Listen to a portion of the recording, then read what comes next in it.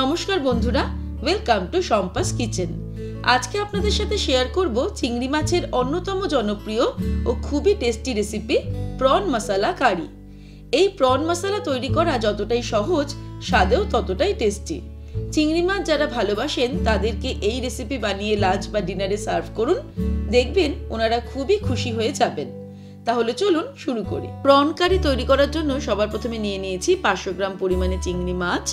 একটু বড় সাইজের চিংড়ি মাছ নিয়েছি, ভালো করে ধুয়ে নিয়েছি। এর মধ্যে দিয়ে দেব 1 টিস্পুন পরিমাণে নুন, আর দিয়ে দিচ্ছি 1/2 টিস্পুন পরিমাণে হলুদ গুঁড়ো। তারপরে নুন আর হলুদটাকে ভালো করে মাছের মধ্যে মাখিয়ে নেব। নুন হলুদ মাখিয়ে মাছটাকে রেখে দেব 10 মিনিট। তারপরে একটা মশলা তৈরি করে নেব। তার জন্য একটা কড়াই গরম করে তার মধ্যে নিয়ে নেব 1 টিস্পুন গোটা জিরে, গোটা ধনে দিয়ে দিচ্ছি 1 টেবিল স্পুন, 1 টিস্পুন পরিমাণে গোটা গোলমরিচ দিয়ে দিলাম। তারপরে লো ফ্লেমে 2 মিনিটের মতন মশলাগুলোকে রোস্ট করে নেব। মশলাটাকে রোস্ট করে নেওয়ার পর মিক্সির জারের মধ্যে নিয়ে নেব। এর মধ্যে অ্যাড করে দেব পেঁয়াজ, একটা বড় সাইজের পেঁয়াজ আমি টুকরো টুকরো করে কেটে নিয়েছি, সেটা দিয়ে দেব।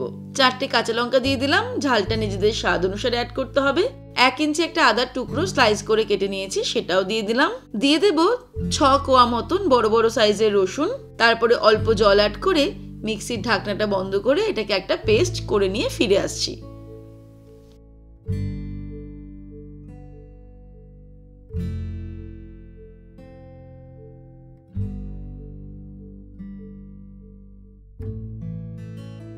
মশলা তৈরি করে নেওয়ার পর এবারে কড়াই গরম করে তার মধ্যে দিয়ে দেব সর্ষের তেল।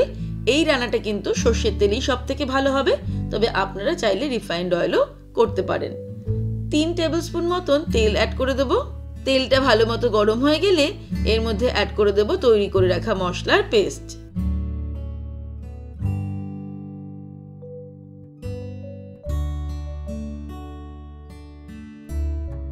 এবারে মিডিয়াম ফ্লেমে 5 মিনিটের মতন মশলাটাকে ভালো করে কষিয়ে নিতে হবে।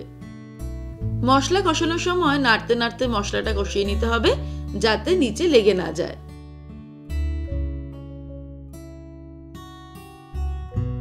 5 মিনিট মশলাটাকে কষিয়ে নিলাম। এবারে এর মধ্যে অ্যাড করে দিচ্ছি টমেটো পেস্ট।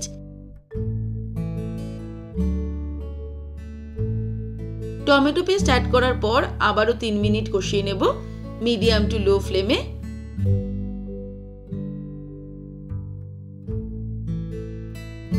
3 মিনিট হয়ে গেছে। এবার এর মধ্যে দিয়ে দেব কিছু গুঁড়ো মশলা।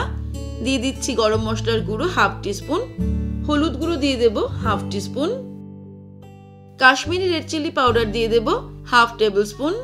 তারপর এই মশলাগুলো অ্যাড করার পর আবারও 3 মিনিট মিডিয়াম টু লো ফ্লেমে কষিয়ে নিতে হবে। 3 মিনিট মশলাটাকে কষিয়ে নিলাম। খুব ভালো করে মশলাটা কষানো কমপ্লিট। এবার এর মধ্যে দিয়ে দিচ্ছি 1 টিস্পুন নুন, আর নুন হলুদ মাখিয়ে রাখা চিংড়ি মাছগুলো এর মধ্যে অ্যাড করে দেব। তারপরে আবারও 6 থেকে 8 মিনিট মিডিয়াম ফ্লেমে সবকিছুকে একসঙ্গে কষিয়ে নিতে হবে।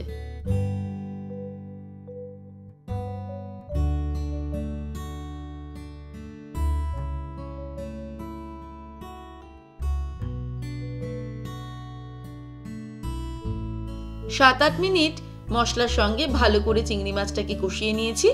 এবারে এর মধ্যে অ্যাড করে দেব জল।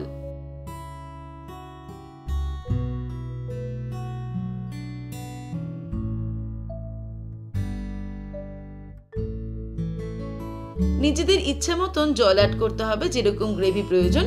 আমি প্রায় 1.5 কাপ মতন জল এর মধ্যে অ্যাড করে দিলাম। তারপরে ফ্লেমটাকে হাই করে দেব। যেই গ্রেভিটা ফুটতে শুরু করবে ঢাকা দিয়ে লো ফ্লেমে 10 মিনিট রান্না করব। তারপর ফিরে আসছি। 10 মিনিট হয়ে গেছে। এবারে ঢাকা খুলে ফ্লেমটাকে হাই করে দিয়ে 2 মিনিট এটাকে ফুটিয়ে নেব।